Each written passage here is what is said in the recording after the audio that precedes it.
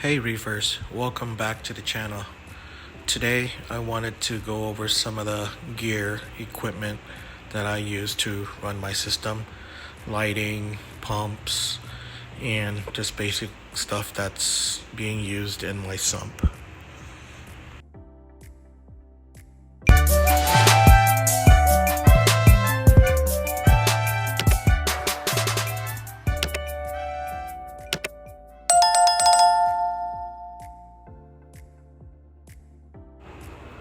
First, we're gonna talk about the lighting that I'm using on my tank here.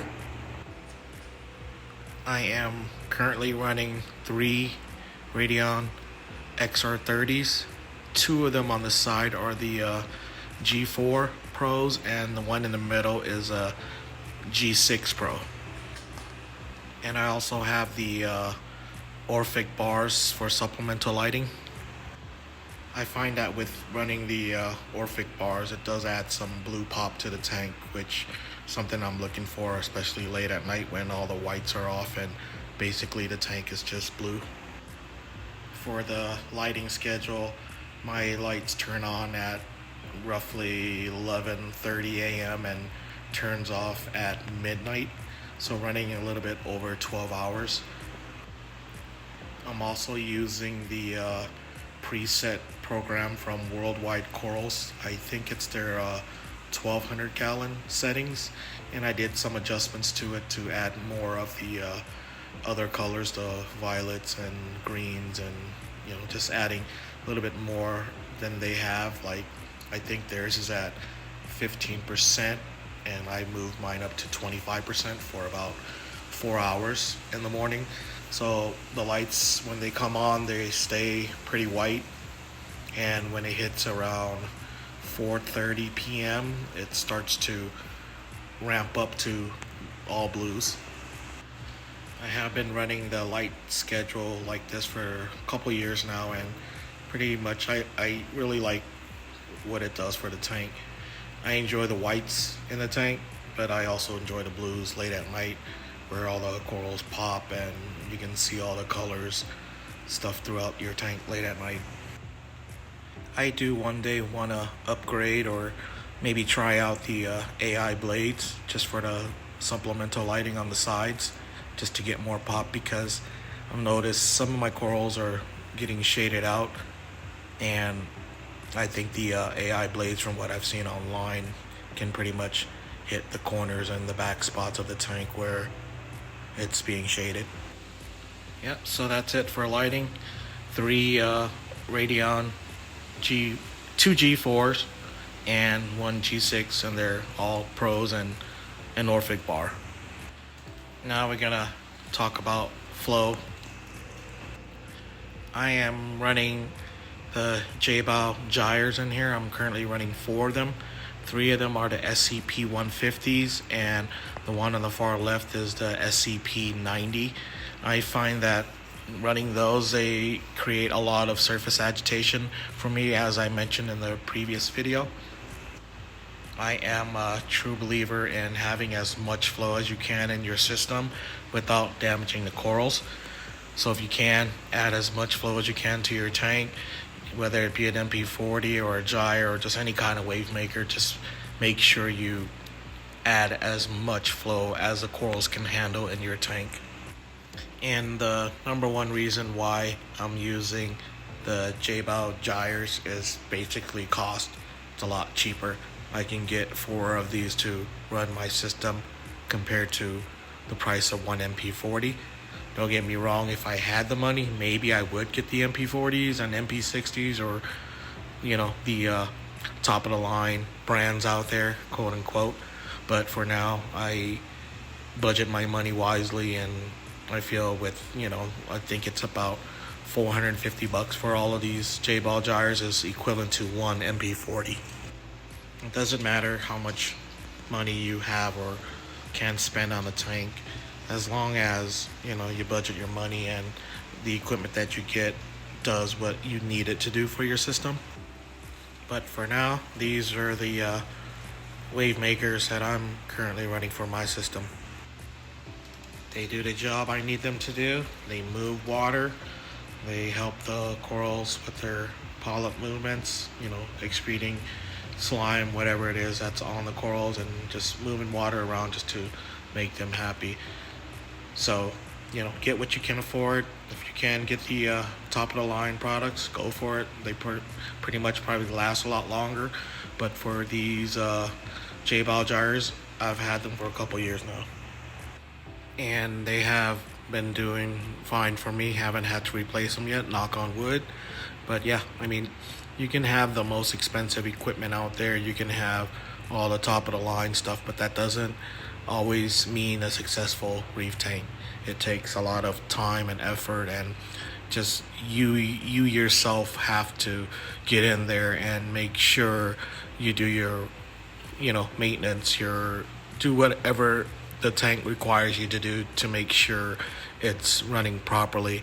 For example, water testing. Test your water. Make sure that once your corals start to grow, they're going to start consuming more of the trace elements and alkalinity, calcium, magnesium, things like that. You have to make sure you monitor that, because once the corals start growing, they're going to consume a lot more. So you're going to have to either up your dose or do more frequent water changes to replenish what the corals have taken up. Having good equipment, top of the line stuff, that's not the only thing you need. It's not a set it and forget it kind of hobby. You still have to do your due diligence and maintain your tank.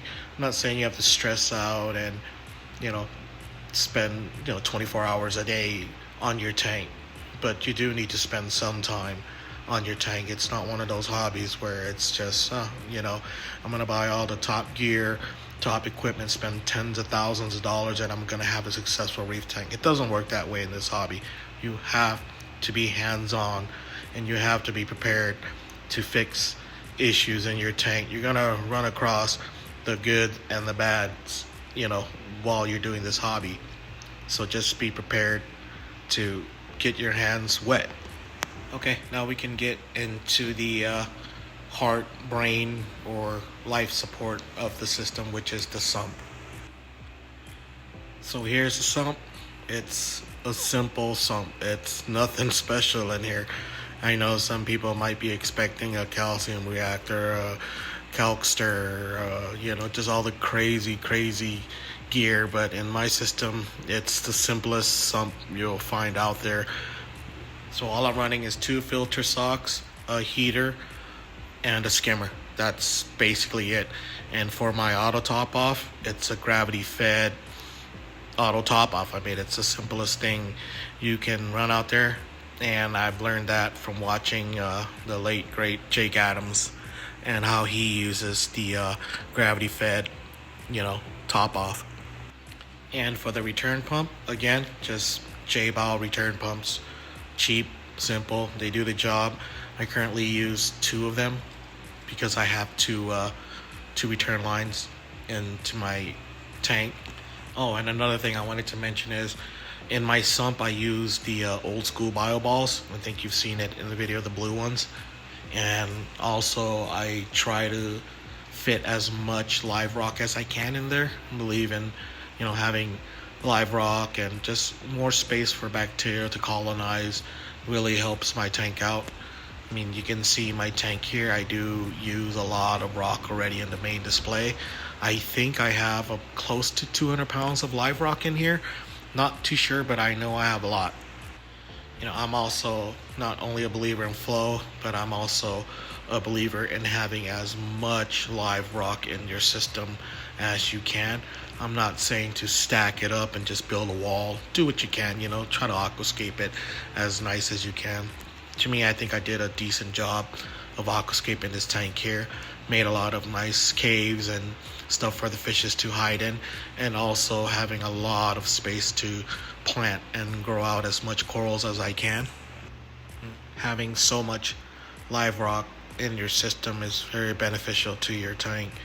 It just gives a lot of surface space for bacteria, for everything to hide and to just thrive in your system. I've noticed when I'm growing out corals or like having corals in my system, they do a lot better when I place them on rock instead of placing them on frag racks. I mean, you probably seen in the video I do have frag racks, and I've talked about this before that I hate having frag racks in my main display, but I'm currently shutting down one of my other tanks, so I have nowhere else to put frags right now. And I made frags just because I'll probably go over that in a later video on why I made frags, because I'm not one of those reefers that frag corals. I'm a collector. I want to grow my corals out as big as I can grow them, and I know once they get too big, you're gonna have to frag them because of the amount of space they're taking, and they're growing into other corals, and etc. etc. Like having smaller colonies is a lot better because they don't die off, if that makes any sense. Because I've noticed like certain of my bigger colonies, they do start to die off in the center. I guess basically they're just getting, covering themselves and not getting enough flow to certain areas of the older growth areas. If that, I don't know. It's just rambling and probably not making much sense, but to get down to it, I'm just a collector. I want to grow big colonies. I want to get a full-blown reef tank that takes up the whole tank, basically. So we went over lighting, went over flow, went over the sump. Oh, let's talk about what I dose to the tank. So I'm only dosing a couple things. I mean, the main thing is Kalkwasser and my auto top off. And the other two things I dose is All for Reef and Acro Power. I've noticed those really help with the trace elements. I did run an ICP test earlier this year, and that's the only one I've ever run or got done, and I plan to hopefully do one every 6 months just to see where my trace elements are. And right now they're all pretty much spot on. The only issue that the ICP tests came back negative is my high phosphates, and if you watch my earlier videos, my system runs high in phosphates. To me, I'm not one of those very experienced reefers out there, so don't go by what I do all the time. I mean, you can try to follow what I do, but it doesn't always work in everybody's tank. So I mean, you can run high nitrates, high phosphates, high everything, but the main key to success, in my opinion, is to keep it stable. So for example, if you're running high phosphates, just keep running high phosphates. Don't try to adjust it. Don't try to chase numbers too much. If you're running high alkalinity, keep it high. Just keep it stable. That's the main thing, advice I can give to any reefers out there, is just to keep it stable. How do you keep something stable? I mean, just keep up with your regular routine. Basically, like, stick with your weekly or bi-weekly or whatever water changes. Just stick to a schedule, stick to a routine, and that's how you get stability in your system. And then adjust your dosing accordingly to based on what your corals are consuming, because you will have to adjust it. You can't just say, I'm going to dose this much alpha reef and that's it. No, you're going to have to change it. Once the corals start growing, getting bigger, they're going to eat more, they're going to consume more, they're going to need more elements just to keep growing. Like for me here, I pretty much do a water change every 3 weeks now. And another thing I do often is I feed my fishes daily. I don't feed them a lot, but I feed them often throughout the day, as much as I can daily. The more natural, or whatever you want to call it, fish poop and stuff to feed my corals, that's what I'm after. That's what I feel is helping my tank succeed, is just having everything natural. I don't dose nitrates, I don't dose phosphates, I don't do any of that stuff. Only thing I dose, like I mentioned earlier, is just trace elements and alkalinity.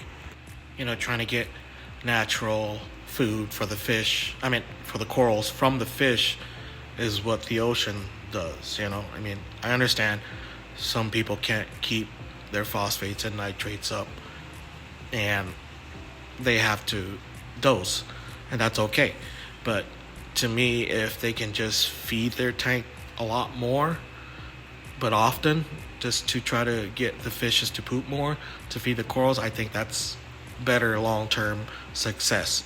A lot of tanks out there I see, they don't have enough fishes in their tank. I'm not saying to pack your tank full of fishes, but the more fishes you can fit into your tank, the better it's going to be. Yes, it's going to raise your nutrient levels, it's going to raise everything, but if you can keep it stable at that level, you should be fine. Don't chase numbers. Just watch your corals. Once you get more like involved, or like I say, connected with your tank, I don't know if that's the right wording, you'll start to notice certain things that are off in your tank. You can just see signs of, okay, something seems off in my tank, and that requires you paying attention to your tank, getting involved with your tank, just interacting with your tank more. I mean, you can't just set it and forget it. I keep saying that over and over again. You have to do your maintenance, and once you start to understand and get in tune with your tank, you'll notice something's off. It could be one little coral, like, okay, the polyp's not out, something's off. You'll test your tank and you'll see, okay, I probably need to add more alkalinity, just to adjust it. But like I said, don't chase numbers, just keep your tank stable. And stability is the key. But also, if you see my whole setup, it's one of the most simplest systems out there. I don't have the high-tech gear. I mean, maybe one day I'll get that, but for now, I want to really keep things simple, because the less gear, the less equipment I have, the less chances I have something of failing, if that makes any sense, because electronics always fail. No matter what you do, something's going to go wrong, and I just believe that keeping it simple is the best thing for me, where I have less electronics to worry about.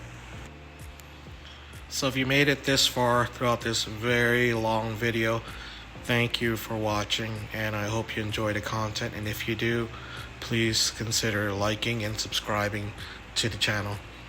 Thanks again for watching, and happy reefing.